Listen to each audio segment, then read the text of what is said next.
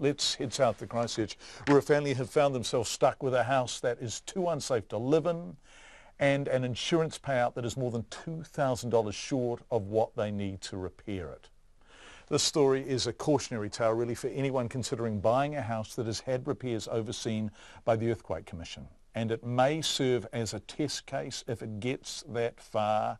So it's not just a house, it is bigger than that, Conan Young reports. Georgia Scott, her partner and their 2 young children moved into their Heahcote home last year.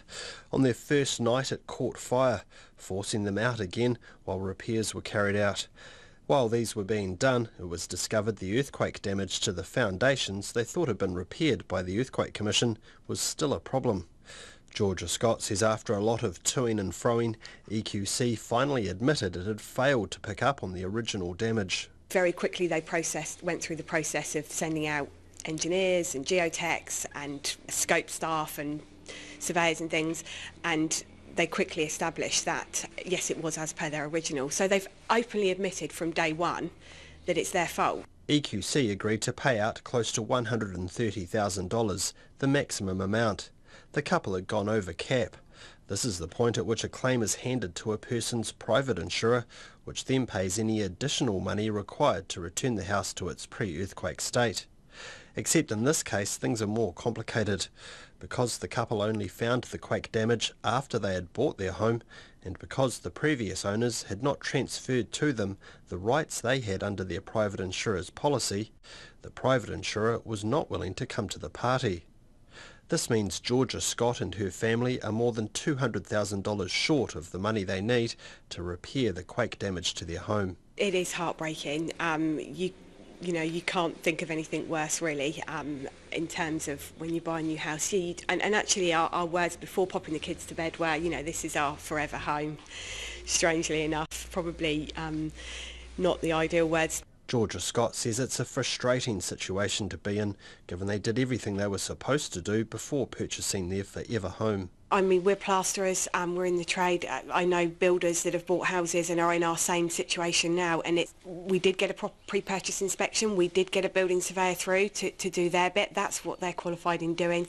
You know, most people do that nowadays, and still they've let us down. She says if EQC had done its job in the first place and fixed the damage to the foundations, they would not have been in this position in the first place. If we hadn't have had the fire, we would be probably living in the property completely unaware of the situation. Potentially it would have taken somebody in our situation or similar to come forward and speak out to prompt us to actually look at our property. For now, this family has to make do with living in a sleep-out at the back of their property, the children sharing a bed in a tiny room. It's definitely chilly, lots of condensation. It really isn't ideal because we're in a very confined space and it's not adequate for 2 children, 3 and 5 and the 2 of us, but we're making it work for the time being. We've got no other choice. The couple's lawyer, Andrew Hooker, says EQC originally decided the house needed extensive repairs, but then mysteriously decided to downgrade this to minor work.